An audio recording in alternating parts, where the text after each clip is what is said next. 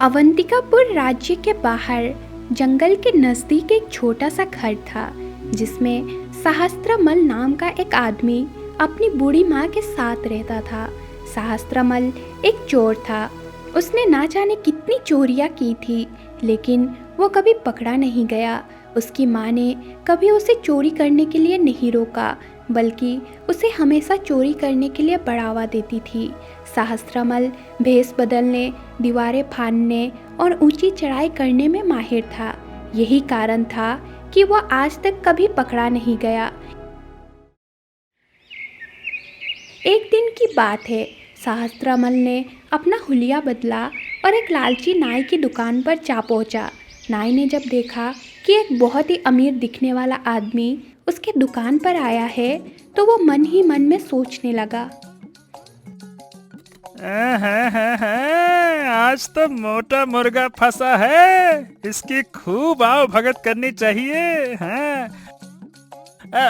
आइए आइए हुजूर, आइए आइए, आपका स्वागत है। आइए आइए आइए। दुकान पर नाई के साथ उसका 6-7 साल का बेटा भी था। नाई ने सहस्त्रमल से कहा, हाँ बताइए हुजूर, क्या सेवा की जाए आपकी, बताइए। मुझे हजामत करवानी है और बाल और नाखून कटवाने हैं। हाँ हाँ, जी जी श्रीमान, आप बैठिए तो सही, पधारिए तो सही, बैठिए बैठिए। नाई मन ही मन में बहुत खुश था और सोच रहा था, अवश्य ही ये आदमी मुझे मेरे काम के लिए मुंह मांगे पैसे देगा। जब नाई ने अपना काम खत्म कर दिया तो सहस्त्रमल कहने लगा, मजा आ गया, आनंद आ गया। अरे वाह भाई, वाह वाह वाह वाह, तुमने बहुत बढ़िया काम किया। अरे तुम्हें तो इसका खास इनाम मिलना चाहिए। रुको रुको, मेरी ओ हो, लगता है कि मैं अपनी अशर्फियों की थैली अपने घर पे ही भूल आया हूँ। हाँ, एक काम करो भाई, तुम अपने बेटे को मेरे साथ भेज दो। अरे कोई बात नहीं हुजूर, जैसा आप कहें। और फिर नाई ने अपने बेटे से कहा, बेटा तुम इन सेठ जी के साथ चले जाओ, ठीक है। सहस्त्रमल उस छोटे लड़के को लेकर शहर के दूसरे छोर पर स्थित एक कपड़े के दुकान में गया।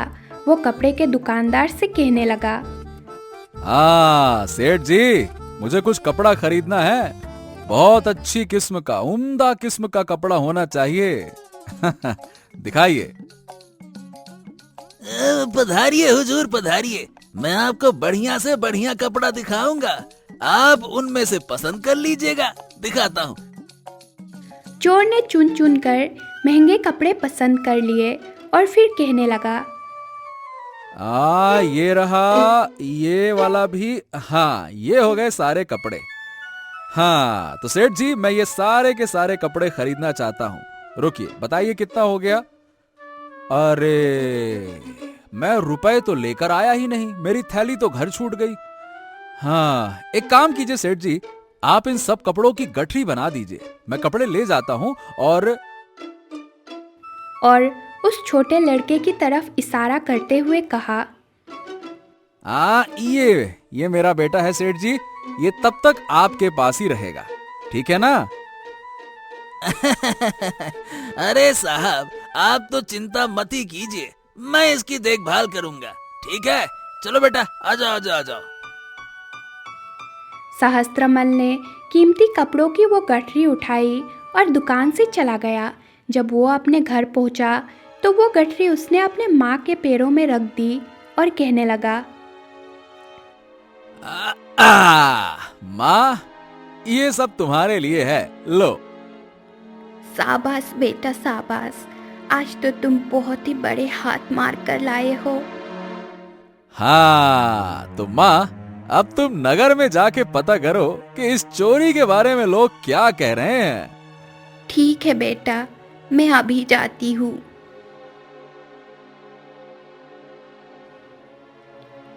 उधर कपड़े की दुकान में सेठ सोच रहा था, बहुत समय हो गया, वो ससुरा व्यक्ति अभी तक आया क्यों नहीं? हाँ, शायद पैसों की बात उसके दिमाग से उतर गई होगी। सेठ ने नाई के छोटे बेटे से कहा। ए बेटा, चलो जरा मुझे अपने पिता के पास तो ले चलो, देखें तो सही हैं कहाँ वो, कहीं तुम्हें भुला तो नहीं गए। चलो चलो चलो। नाई का बेटा उसे नाई की दुकान पर ले आया। नाई को देखकर वो कहने लगा, अरे ये कौन है? अरे ये आदमी तुम्हारा पिता नहीं है बेटा। अरे अरे अरे, तुम्हारी हिम्मत कैसे हुई ये कहने की कि मैं इसका पिता नहीं हूँ? नाई ने अपने बेटे से पूछा। ये कौन है बेटा? ये तुम किसके साथ आ गए? अरे तुम उस आदमी के साथ इनाम लेने गए थे, इनाम लाए हो? अरे अरे, तुम किस आदमी की बात कर रहे हो भाई? और फिर उन दोनों को ये समझने में देर ना लगी कि वो धोखा का शिकार हो चुके हैं। उस आदमी ने उन दोनों की आंखों में धूल झोंक दी है। नाई कहने लगा, अरे रे, चलो साहब, अब तो हो गया, लुट गए हम दोनों। चलो, हमें राजा जी के पास जाकर शिकायत करनी चाहिए। चलो। नाई और कपड़े का व्यापारी दोनों महाराज के दरबार में पहुंच गए। नाई महाराज से कहने लगा, हुजूर हुजूर हुजूर, महाराज की जय हो। हुजूर, उस आदमी ने हम दोनों को बहुत ही बढ़िया बुद्धू बना दिया। और फिर दोनों ने सारी बात विस्तार से महाराज को बता दी। उस समय दरबार में एक घोड़े का व्यापारी जो राजा को घोड़े बेचने के लिए आया था वहाँ पर मौजूद था। वो महाराज से कहने लगा, महाराज, एक चोर को कभी न कभी घोड़ों की आवश्यकता जरूर पड़ती है। यह धूर्त जो भी है वो मेरे पास जरूर आएगा और तब मैं उसे धर दबोचूंगा। बड़ा आया, अरे उसे जंजीरों में पकड़कर आपके सामने हाजिर करूंगा। हाँ।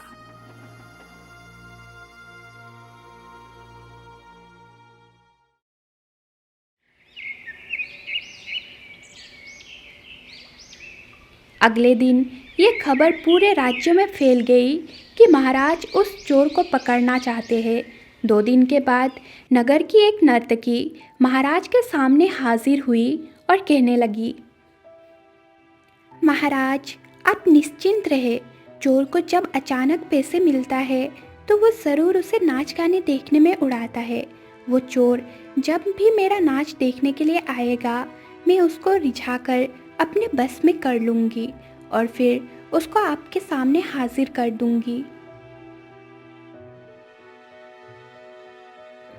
और जब सहस्त्रमल की माँ नगर से वापस लौटी तो उसने अपने बेटे को सारा हाल कह सुनाया। सावधान रहना बेटा, एक घोड़े के व्यापारी और एक नाचने वाली तुम्हें पकड़ने के लिए तैयार हुए हैं। अरे घबराओ मत माँ, इन दोनों को मैं अच्छा सबक सिखाऊंगा। बड़े आए मुझे पकड़ने वाले, अरे ऐसा सबक सिखाऊंगा कि वो भी याद रखेंगे किससे पाला पड़ा था। हाँ। उसी शाम जब नगर के बाहर घोड़ों का व्यापारी अपने खेमे के पास आराम कर रहा था तो सहस्त्रमल अपना भेष बदलकर उसके सामने जा पहुंचा। घोड़े के व्यापारी ने सोचा, हाँ, ये आदमी अवश्य ही शहर का कोई नामे गिरामे सेठ होगा। व्यापारी को यह बिल्कुल भी संदेह नहीं था कि उसका पाला सहस्त्रमल चोर से पड़ा है। सहस्त्रमल ने कहा, प्रणाम श्रीमान, प्रणाम प्रणाम। आप कौन हैं और आपने यहाँ पे पड़ाव क्यों डाला हुआ है? अरे हुजूर, मैं तो घोड़ों का व्यापारी हूँ और परदेसी हूँ। तो ठीक है, आप मेरे साथ चलकर रहिए। आप मेरे साथ रहेंगे तो मैं इसे अपना सौभाग्य मानूंगा। अरे नहीं नहीं सरकार, आप कष्ट क्यों करते हैं? अरे आप हमारे मेहमान हुए, मेहमान। चलिए चलिए चलिए चलिए। और फिर सहस्त्रमल उसे बहला फुसलाकर अपने साथ ले गया। असल में सहस्त्रमल उसे उस नर्तकी के पास ले चला जिसने सहस्त्रमल को पकड़ने का वायदा किया था। नर्तकी अपने महल की छत से उन दोनों को देख रही थी। जब उसने दो धनवान लोगों को अपने घर में आते देखा तो मन ही मन वो बहुत ही प्रसन्न हुई। नर्तकी ना तो पहले घोड़े के व्यापारी को देखा था और ना ही चोर को। वो आगे बढ़कर उन दोनों का स्वागत करती है। सहस्त्रमल फौरन उसे एक दूसरे कमरे में ले गया और बड़ी ही धीमी आवाज में उससे कहने लगा, हाँ सुनो, मैं क्या कह रहा हूँ। ये मेरा मित्र है, बहुत खास मित्र है और ये बहुत ही पैसे वाला और उदार है। ये तुम्हारा नाच देखना चाहता है, परंतु अरे हजूर, पहले आप हाथ मुंह धो लीजिए, कुछ देर आराम कर लीजिए। मैं उन्हें इस घर का सबसे अच्छा कमरा दूंगी। और फिर वो नर्तकी घोड़े के व्यापारी को अपने साथ ले चली। नर्तकी ने व्यापारी को उसका कमरा दिखा दिया और फिर वापस आई। वो सहस्त्रमल से कहने लगी, हजूर, आप क्या यहाँ पर नहीं रुकेंगे? अरे नहीं नहीं नहीं नहीं, मैं थोड़ी देर में आऊंगा। असल बात यह है कि मैं एक सुनार हूँ और अभी मुझे राजमहल में जाना है जहां पर मुझे महारानी जी के लिए आभूषण तैयार करने हैं। तो मैं वहीं जा रहा हूँ, मैं बाद में आऊंगा, ठीक है? तभी सहस्त्रमल की नजर नर्तकी के पहने हुए आभूषणों पर पड़ी। वो कहने लगा, अच्छा, अरे देवी जी, आपके आभूषण तो बहुत ही पुराने और मतलब मैले और गंदे से मालूम पड़ते हैं। ये देखिए, यदि आप चाहें तो मैं इन आभूषणों को धोकर चमका दूंगा। अरे ऐसा बना दूंगा जैसे बिल्कुल अभी अभी नए बने हो, और आपसे इस काम के लिए कोई पैसे भी नहीं लूंगा। बताइए, कर दूं? बेचारी नर्तकी उसकी बातों में आ गई और उसने अपने आभूषण एक पोटली में बांधे। श्रीमान, मेरे आभूषणों को इस तरह से चमकाइए कि देखने वाले की आंखें चुंधिया जाए। अरे ऐसा चमकाएंगे कि देखने वाले की क्या, आपकी खुद की भी आंखें चौधिया जाएंगी। आप निश्चिंत रहिए देवी जी, निश्चिंत रहिए। और फिर ये कहकर सहस्त्रमल ने गहनों की वो पोटली अपने पास रखी और उसके घर से वापस चल दिया। लेकिन वहाँ से जाने से पहले सहस्त्रमल व्यापारी के कमरे में गया तो व्यापारी ने उसका बड़ा ही आभार किया। व्यापारी तो ये सोच रहा था कि ये सहस्त्रमल का ही घर है। व्यापारी कहने लगा, वाह वाह वाह वाह, आपने मुझे कितना आलीशान कमरा दिया है श्रीमान। मैं हमेशा आपका ऋणी रहूंगा। अरे ऐसी कोई बात नहीं है सेठ जी, मेरी पत्नी मेरे जाने के बाद आपका ख्याल रखेगी। और हाँ, अभी मुझे आपसे एक काम है। मुझे राजमहल तक जाने के लिए एक बढ़िया वाला तेज घोड़ा चाहिए, वो दे दीजिए आप। अरे यह भी कोई कहने की बात है? आप मेरा घोड़ा ले लीजिए श्रीमान, वो इस देश भर का सबसे तेज घोड़ा है। आपने मेरे लिए इतना कुछ किया है, उसे देखते हुए तो ये तो कुछ भी नहीं है। ले लीजिए आप। और फिर इस तरह से वो दोनों जो चोर को पकड़ने के लिए चले थे स्वयं चोर की चाल का शिकार हो गए। सहस्त्रमल ने व्यापारी का घोड़ा लिया और वहाँ से चला गया। घर पहुंचकर सहस्त्रमल ने जेवर और घोड़ा अपनी माँ को भेंट किया। हाँ तो माँ, ये उस नर्तकी के जेवर हैं और उस घोड़े के व्यापारी का ये रहा घोड़ा, और ये सब तुम्हारे लिए है माँ। वाह मेरे बेटे वाह, मुझे तुम पर बहुत ही गर्व है। हाँ तो माँ, कल सुबह ही तुम नगर में जाकर मालूम करना कि इस बारे में लोगों में क्या चर्चा हो रही है, तब मजा आएगा। इसी बीच व्यापारी और नर्तकी दोनों को ही ये पता चल चुका था कि वो चोर के द्वारा ठगे गए हैं। वो दोनों राजा के पास पहुँचे और फिर उन दोनों ने महाराज को सारी बात विस्तार से बता दी। महाराज ने उसी समय कोतवाल को बुलाया और कहा, ओह, ये चोर तो बड़ा ही दुस्साहसी हो गया है। हम इस चोर को पकड़ने के लिए तुम्हें 5 दिन का समय देते हैं। जाओ। ठीक है महाराज, अब वो बदमाश मुझसे बचकर नहीं जा सकता। मैं उसे नहीं छोड़ूंगा। पहले की तरह से ही सहस्त्रमल को अपनी माँ से ये बात मालूम हुई। सहस्त्रमल की माँ कहने लगी, बेटा ज़रा चौकन्ना रहना, नगर के कोतवाल ने तुम्हें पकड़ने का बीड़ा उठाया है। अरे तो तुम चिंता मती करो माँ, कोतवाल को भी ऐसा पाठ पढ़ाऊंगा कि उसे छठी का दूध याद आ जाएगा। बड़ा आया कोतवाल। उसी शाम को सहस्त्रमल ने अपना भेष बदला और एक जुए के अड्डे पर जा पहुंचा। उसे मालूम था कि नगर का कोतवाल उस जुए के अड्डे पर अक्सर आता जाता रहता है। जब सहस्त्रमल जुए के अड्डे के अंदर दाखिल हुआ तो कोतवाल वहां पर पहले से ही मौजूद था और वो जुआ खेल रहा था। सहस्त्रमल उसके नज़दीक गया और कहने लगा, लोग कहते हैं कि आप यहाँ के सबसे कुशल खिलाड़ी हैं, तो हुजूर क्या आप मेरे साथ खेलेंगे?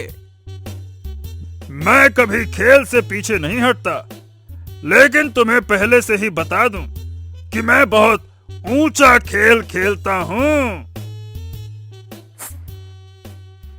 सहस्त्रमल असल में एक बहुत ही पहुंचा हुआ जुआरी था, इसीलिए कोतवाल को अपना सारा धन हारते हुए देर न लगी। हारने के बाद कोतवाल खिंचकर कहने लगा, अरे तुम्हारा भाग्य तुम्हारा साथ दे रहा है, किंतु अभी मैं हारा नहीं हूँ। मेरे पास ये अंगूठी है, ये देखो। सहस्त्रमल मन ही मन में सोचने लगा, हाँ वही तो मुझे चाहिए।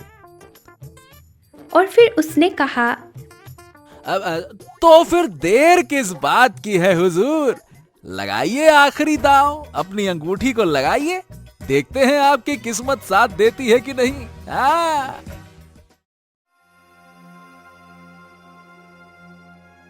और बदकिस्मत कोतवाल अपनी अंगूठी भी हार गया। तभी एक सिपाही वहां पर आया और उसने कोतवाल से कहा, कोतवाल साहब, महाराज ने आपको तुरंत राजमहल में बुलाया है। कोतवाल उसी समय उठकर राजमहल की ओर चल दिया, जबकि सहस्त्रमल जीता हुआ सारा माल और कोतवाल की अंगूठी लेकर जुए के अड्डे से बाहर आ गया। सहस्त्रमल फौरन कोतवाल के घर जा पहुंचा और उसकी पत्नी से मिला। वो कहने लगा, देवी जी नमस्कार, एक बहुत ही बुरी खबर लाया हूँ। देखिए आपके पति को गिरफ्तार कर लिया गया है। क्या? ऐसे कैसे हो गया? हाँ देखिए, जल्द ही राजा के सिपाही उनकी संपत्ति पर कब्जा करने के लिए यहाँ आने वाले हैं। उन्होंने मुझसे कहा है कि मैं सभी मूल्यवान वस्तु उनके आने से पहले ही सुरक्षित स्थान पर पहुंचा दूं। बस इसीलिए मैं भागा भागा आपके पास आया हूँ, जल्दी कीजिए। परंतु मुझे तुम पर विश्वास नहीं होता। तब सहस्त्रमल ने कोतवाल से जीती हुई अंगूठी उसकी पत्नी को दिखाते हुए कहा, ये शायद ये अंगूठी जो उन्होंने मुझे दी थी, इसे देखकर आपको विश्वास हो जाए कि वो मुझसे मिले थे और उन्होंने निशानी के तौर पे ये मुझे दिया भी है कि इसे रखूं और बाकी का सामान आपके घर से उठाकर सुरक्षित जगह पहुंचा दूं। हाँ। अरे हाँ, ये तो उन्हीं की अंगूठी है। ठीक है, तुम अंदर आ जाओ। कोतवाल की पत्नी को अब सहस्त्रमल पर पूरा विश्वास हो गया। वो कहने लगी, तुम ये सारा सामान लेकर कैसे जाओगे? अरे मैं एक बड़े बोरे में भर लूंगा ना, आप तो निश्चिंत रहो, आप बस सामान निकालो। कुछ देर बाद एक बड़ा सा बोरा पीठ पर लादकर चोर वहां से जाने के लिए तैयार हो गया। कोतवाल की पत्नी ने कहा, भगवान तुम्हारा भला करे। अरे तुम्हारी मदद के लिए धन्यवाद देवी जी। पता नहीं कब सिपाही आ जाएं, मैं जल्दी से यहाँ से निकलता हूँ। बहुत बहुत धन्यवाद। अरे ये तो मेरा सौभाग्य था। और फिर चोर वहां से चला गया। वो घर पहुंचा और बोरा अपनी माँ के चरणों में रख दिया। हाँ माँ, नगर के कोतवाल की ओर से ये रहा उपहार, देखो तो। बेटा, मुझे तुम पर गर्व है, किंतु अब तुम और ज्यादा जोखिम मत उठाओ। उधर जब नगर का कोतवाल अपने घर पहुंचा तो उसकी पत्नी कहने लगी, आपको देखकर मुझे चैन की सांस आई स्वामी। क्या किसी ने आपकी जमानत दे दी? हैं? अरे ये क्या कह रही हो तुम? अरे आप ये तो बताइए कि आपको गिरफ्तार क्यों किया गया था? अरे ये तुम क्या बकवास कर रही हो? मुझे तो कुछ समझ नहीं आ रहा। आपका मित्र आया था और हमारी सारी संपत्ति लेकर चला गया। मित्र? संपत्ति? अरे जरा समझाने का कष्ट करो कि सारा का सारा मामला क्या है। उलझाओ नहीं, स्पष्ट बताओ। जब कोतवाल की पत्नी ने सारी घटना उसे विस्तार से सुनाई तो कोतवाल का चेहरा बुरी तरह से पीला पड़ गया। उसका मुंह खुला का खुला रह गया और उसके मुंह से एक भी बोल नहीं फूटा। पत्नी कहने लगी, अरे कौन था वो आदमी? आप कुछ बताते क्यों नहीं कि कौन था वो? अरे वो तो वही चोर था। क्या कहा आपने? वो चोर जिसे पकड़ने की आपने शपथ ली थी। जब राजा को पता लगा कि चोर कोतवाल को मूर्ख बनाकर उसी को लूट कर ले गया तो राजा कोतवाल पर बहुत ही क्रोधित हुआ। क्रोध में वो कोतवाल से कहने लगा, अरे तुम्हें उस चोर को पकड़ने के लिए भेजा था और तुम खुद उस चोर का शिकार बन बैठे हैं? मेरे चारों तरफ मूर्खों का जमघट है। जब तक हम स्वयं इस मामले को हाथ में ना लें, वो धूर्त चोर कभी हाथ नहीं आएगा। तुम लोगों के बस का नहीं है ये। जल्द ही ये खबर पूरे राज्य में फैल गई कि राजा खुद चोर को खोजने के लिए निकलेंगे। चोर की माँ ने अपने बेटे को खबरदार करते हुए कहा, बेटा होशियारी से काम लेना, हमारे राजा जी कोई बेवकूफ नहीं है। हाँ माँ, ये तो जल्द ही पता लग जाएगा।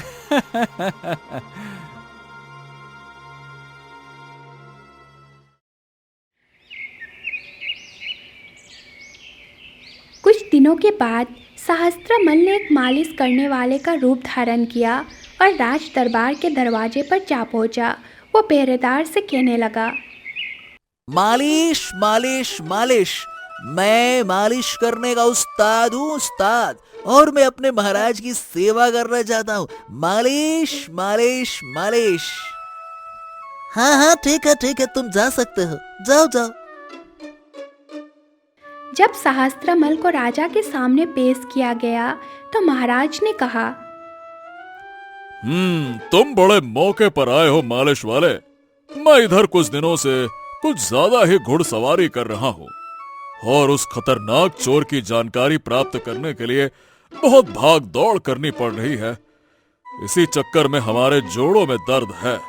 चलो बताओ क्या करें? कोई बात नहीं महाराज, यदि आप आराम से लेट जाएं, तो मैं आपकी ऐसी मालिश करूंगा ना कि सब दर्द दूर हो जाएगा। महाराज ने अपना मुकुट उतारा और बिस्तर पर लेट गए। सहस्त्रमल ने अपने हाथों से महाराज की ऐसी मालिश की कि कुछ ही पलों में महाराज नींद के आगोश में चले गए। सहस्त्रमल ने राजा के आभूषण और उनका मुकुट उठाया, उन्हें एक गठरी में लपेटकर खिड़की के रास्ते बाहर खिसक गया। कुछ देर के बाद जब राजा की आंखें खुली तो वहाँ पर ना तो मालिश करने वाला था, ना राजा के आभूषण और ना ही उनका राजमुकुट।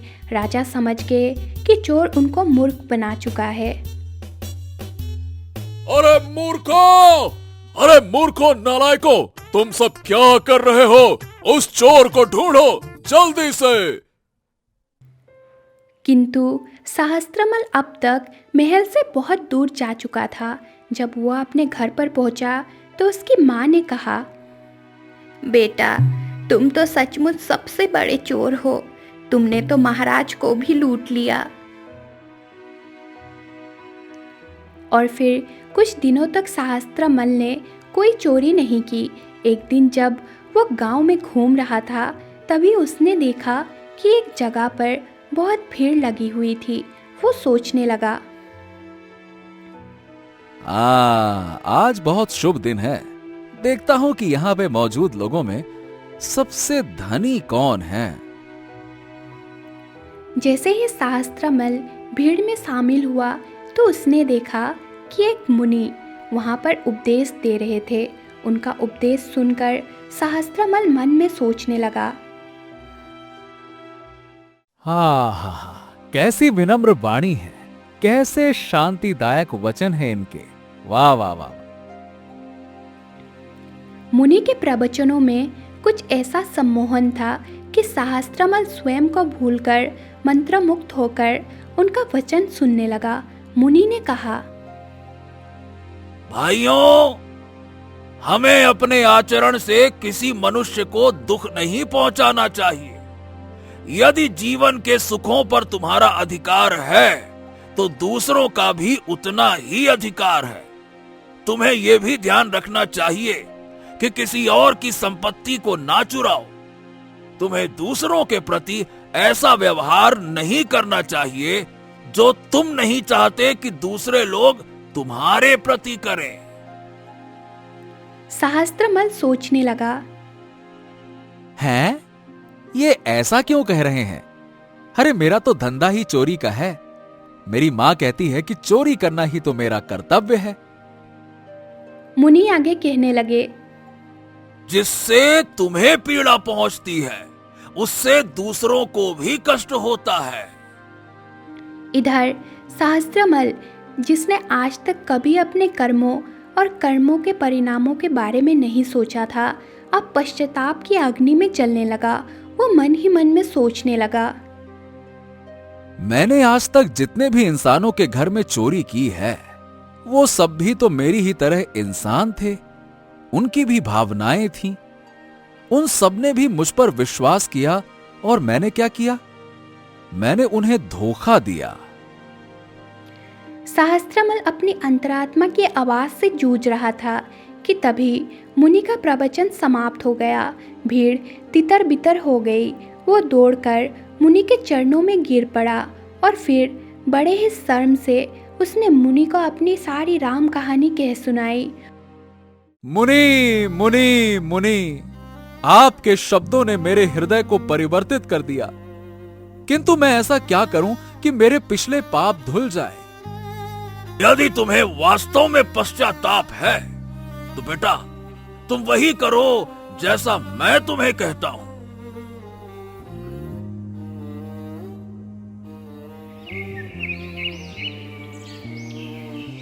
अगले दिन वही मुनि राजमहल में भी प्रवचन देने के लिए आए थे।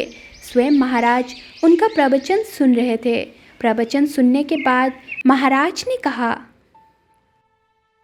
मुनि, आप हमारे राज्य के सबसे अधिक ज्ञानी व्यक्ति हैं, परंतु आप तो जानते ही हैं कि पिछले कई दिनों से एक चोर ने हमारे नाक में दम कर रखा है।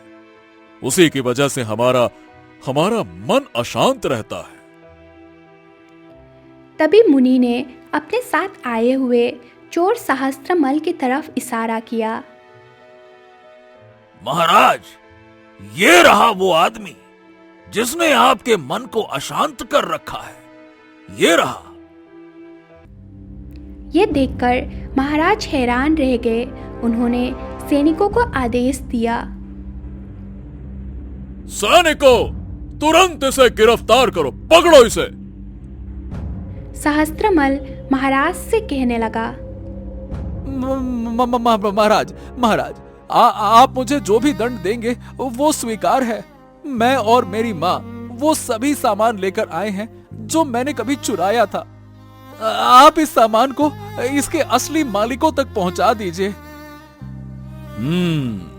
क्योंकि तुमने अपनी इच्छा से आत्मसमर्पण किया है और तुम्हें अपने किए पर पछतावा है। साथ ही मुनि महाराज ने इस काम में मध्यस्थता की है, ठीक है? इसीलिए हम तुम्हें क्षमा करते हैं। सहस्त्रमल, तुम्हारे नए जीवन के लिए हम तुम्हें शुभकामनाएं देते हैं। धन्यवाद महाराज, धन्यवाद महाराज। महाराज की जय हो, मुनि महाराज की भी जय हो, महाराज की जय हो, मुनि महाराज की भी जय हो। और फिर उस दिन के बाद से सहस्त्रमल और उसकी माँ ने अपना बाकी जीवन बड़े ही शालीनता और पवित्रता के साथ बिताई।